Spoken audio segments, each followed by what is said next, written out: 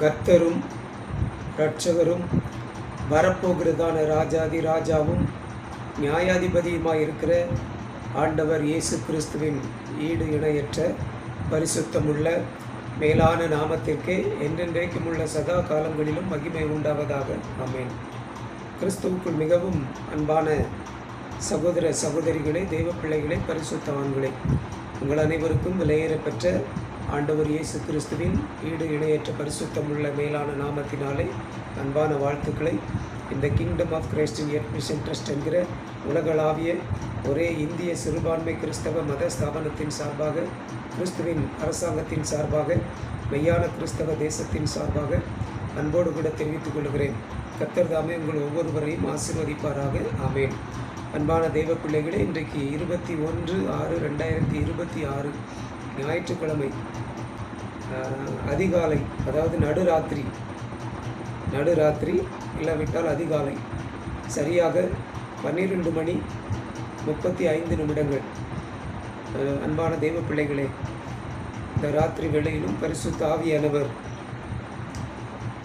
என்னோடு பேசுவதற்கு இடைப்பட்ட ஒரு காரியத்தை இந்த காணொலியின் மூலமாக உங்கள் முன்பாக கொண்டு வர விரும்புகிறேன். என்னவென்றால், நிறைய பேர் என்கிட்ட கேட்குறது, நீங்கள் இங்கே ஒரு ஜெப கூட்டத்தை நடத்தலாம்ல அப்படின்னு கேட்குறாங்க. சரிங்களா, கரண்ட் வந்துட்டு நல்ல வீடு இருக்குது, ஜெபம் நடத்தலாம்ல அப்படின்னு சொல்லி என்கிட்ட கேட்குறாங்க. அன்பானவர்களே, கேள்விலாம் நல்ல கேள்வி தான். சரிங்களா, ஆனால் அவங்க எல்லாம் சொல்கிறாங்க அப்படின்னு சொல்லி நான் ஜெபத்தை நடத்த முடியுமா? முடியாது. ஏன்னா அப்படி சொல்கிறவங்கள நம்பி நான் அந்த ஊழியத்துக்கு வரல. அப்படி சொல்கிறவங்கக்கிட்ட ஆலோசனை கேட்டுட்டு நான் அந்த ஊழியத்துக்கு வரல. சரிங்களா? ஆமாம், என்னை ஊழியத்துக்கு அழைத்த தேவன் இருக்கிறார். சரிங்களா, என்னை தெரிந்து கொண்ட தேவன் இருக்கிறார். அவர் எனக்கு சொல்லணும்ல, அவர் எனக்கு சொல்லணும். அவர் செய்யாத அப்படின்னு சொல்கிறாரு. அன்பானவங்களே, சரிங்களா, அப்படி நான் செய்ய முடியாது. பரலோகத்தின் தேவன் எனக்கு அனுமதி கொடுக்காம நான் செய்ய முடியாது. அப்படி இந்த இடத்துல நான் ஒரு சபையை நடத்த முடியாது, நான் ஒரு கூட்டத்தை நடத்த முடியாது, நடத்த மாட்டேன். அன்பானவர்களே, ஏனென்றால் பரிசுத்த வேதாகமத்தில் ஆவியானவர் தெளிவாக எழுதி பதிவு பண்ணி வச்சிருக்கிறாரு. ஒருவன் தன் சொந்த குடும்பத்தை நடத்த அறியாவிட்டால் தேவனுடைய சபையை எப்படி விசாரிப்பான்? சரிங்களா, சொந்த குடும்பத்தை நடத்த அறியாவிட்டால் தேவனுடைய சபையை எப்படி விசாரிப்பான், எப்படி நடத்துவான் என்று பரிசுத்த ஆவியானவர் பரிசுத்த வேதாகமத்தில் பதிவு செய்து வைத்திருக்கிறார். அன்பான தெய்வ பிள்ளைகளே, சரிங்களா, அந்த வசனத்தின்படி ஆவியானவர் எனக்கு கொடுத்த ஒரு தெளிவான வெளிப்பாட்டை நான் சொல்லுகிறேன். அன்பானவர்களே, நான் தனியாக இருக்கிறேன். என்னோட மனைவி இறந்துட்டாங்க. சரிங்களா, என்னோட மனைவி இறந்துட்டாங்க. ஆகவே நான் இப்போ குடும்பமாக இல்லாத இருக்கிற நான் ஒரு சபையை எப்படி விசாரிக்க முடியும்? ஒரு சபையை எப்படி நடத்த முடியும்? முடியாது. எனக்கு சபை நடத்த தெரியும். சரிங்களா, சபையை விசாரிக்க தெரியும், எனக்கு பிரசங்கம் பண்ண தெரியும், எனக்கு பாட்டு பாட தெரியும், எனக்கு ஆராதனை நடத்த தெரியும், எனக்கு ஜெபம் நடத்த தெரியும், எனக்கு சபை சம்பந்தப்பட்ட எல்லா ஊழியங்களையும் செய்ய எனக்கு தெரியும். ஏன்னா எனக்கு அனுபவம் இருக்கிறது.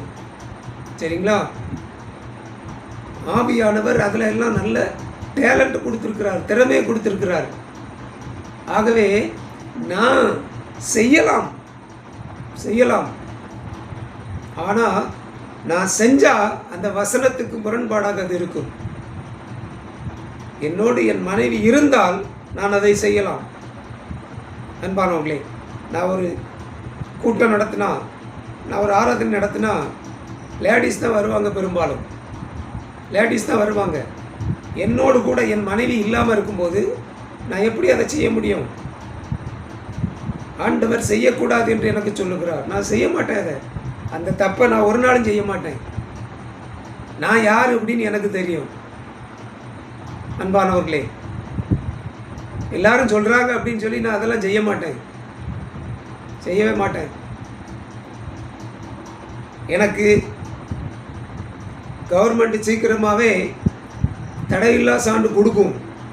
தடையில்லா சான்று வாங்கினேன், வாங்கிட்டு அதுக்கப்புறமும் நான் செய்ய மாட்டேன். நான் அதை செய்ய மாட்டேன். அன்பான தெய்வ பிள்ளைகளே, ஏன்னா வசனம் சொல்லுகிறது,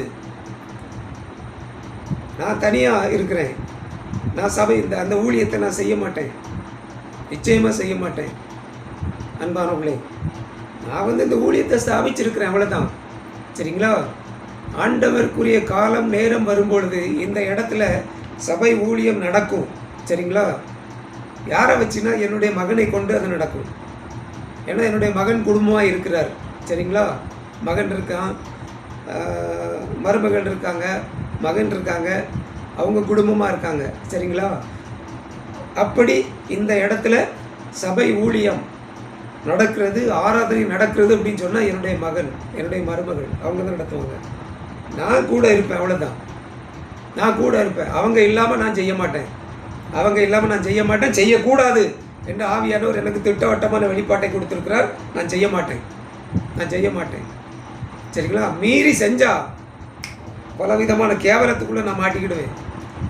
ஆமாம், அன்பான தெய்வ பிள்ளைகளே, நான் தப்பே செய்யாவிட்டாலும் ஊர் அப்படி சொல்லும், ஊர் அப்படி சொல்லும். கண்ணு, காது, மூக்கு, வாய் இதெல்லாம் வச்சு பெருசாக்கி இல்லாததெல்லாம் சொல்லிடும். சரிங்களா? ஆகவே நான் அதை செய்ய மாட்டேன், செய்யக்கூடாது என்று ஆண்டவர் எனக்கு தெளிவாய் கற்றுக் கொடுத்துருக்கிறார். சரிங்களா? ரெண்டாவது இன்னொன்று, நான் வெளியே ஊழியத்துக்கு போகலாம் அப்படின்னு நினைக்கலாம். சரிங்களா? வெளியே நான் வீடு சந்திக்கவோ அந்த மாதிரி ஊழியத்துக்கோ போகலாமே அப்படின்னு நினைக்கலாம். அதுவும் நான் போக முடியாது. ஏன்னா நான் தனியாக இருக்கேன், நான் போக முடியாது. ஆண்டவர் இயேசு கிறிஸ்து சீசர்களை அனுப்பினார், ரெண்டு பேரை அனுப்பினார், ரெண்டு பேரை அனுப்பினார். என் கூட வரதுக்கு யாரும் இல்லை, என் கூட வரதுக்கு யாரும் இல்லை. நான் தனி நபராக இருக்கிறேன். ஆகவே நான் தனியாக யார் வீடையும் சந்திக்க போக மாட்டேன், தனியாக யார் வீடையும் சந்திக்க போக மாட்டேன், போகக்கூடாது. அப்படி செய்தால் வேதாகம சட்டத்துக்கு முரண். அன்பான தெய்வ பிள்ளைகளே, அதை நான் செய்ய மாட்டேன். ஒரு காலமும் அந்த தவறை நான் செய்ய மாட்டேன். ஏதோ என்ன ஒரு 2-3 வீட்டில் வாங்க அப்படின்னு சொல்லி கூப்பிடுறாங்க, அவங்க வீட்டுக்கு மட்டும் நான் போயிட்டு ஜோம் பண்ணிட்டு வந்துருக்கிறேன். புதுசாக நான் எங்கேயுமே தனியாக போக மாட்டேன். அன்பானவர்களே, சரிங்களா? தேவையில்லாத பிரச்சனைகளில், தேவையில்லாத சிக்கல்களில் நான் மாட்டிக்கொள்ளுவேன் அப்படிங்கிறத எனக்கு ஆண்டவர் வெளிப்படுத்தி தந்திருக்கிறார். நான் செய்யாவிட்டாலும் உலகம் அப்படி சொல்லும். எதுக்கு தேவையில்லாத ஒரு பிரச்சனை நமக்கு? அன்பான தெய்வ பிள்ளைகளே, ஆகவே நான் அதை செய்ய மாட்டேன். சொல்லலாம், ஊழியம் செய்யலாம்ல, போய் இப்படியே உட்கார்ந்துட்டு இருக்கிறீரு அப்படின்னு சொல்லி எனக்கு நிறைய பேர் சொன்னாங்க. எல்லோரும் செய்த மாதிரி ஊழியம் செய்யலாம்ல. நான் செய்ய முடியாது. உங்களை கேட்டு நான் ஊழியத்துக்கு வரல. எனக்கு என் எஜமான் என்ன சொல்கிறாரோ அதை தான் நான் செய்வேன். ஆமாம், ஊழியம் செய்யலாம்ல, ட்ராக்ஸ் கொடுக்கலாம்ல, அதை செய்யலாம்ல, இதை செய்யலாம்ல. நான் செய்ய மாட்டேன், செய்ய முடியாது. என் எஜமான் எனக்கு அதுக்கு அனுமதி கொடுக்கல. அதை புரிந்து கொள்ளுங்கள் அன்பானவர்களே. ராத்திரியில் ஆவியானவர் என்னோடு போராடி கொண்டிருந்தார், சொல்லு என்று சொல்லி. ஆகவே இந்த காணொலியை நான் பதிவு பண்ணுகிறேன். அன்பான தெய்வ பிள்ளைகளே, இதுதான் என்னுடைய நிலைமை. சரிங்களா? இந்த இடத்துல அப்படி ஊழியம் நடந்தால், கூட்டம் நடந்தால், ஆராதனை நடந்தால், என் பையன், என் மருமக அவங்க தான் நடத்துவாங்க. நான் அவங்க கூட இருப்பேன், அவ்வளோதான். நான் வேணால் செய்தி கொடுக்கலாம், ஆனால் நான் தனியாக அதை ஒரு நாளும் செய்ய மாட்டேன். அன்பான தெய்வ பிள்ளைகளே, நான் யாருன்னு எனக்கு தெரியும். ஆகவே இதை புரிந்து கொள்ளுங்கள் அன்பான தெய்வ பிள்ளைகளே. கர்த்தர் தாமே உங்கள் ஒவ்வொருவரையும் ஆசீர்வதிப்பாராக. ஆமேன், ஆமேன், ஆமேன். Praise the Lord. Thank you, Jesus.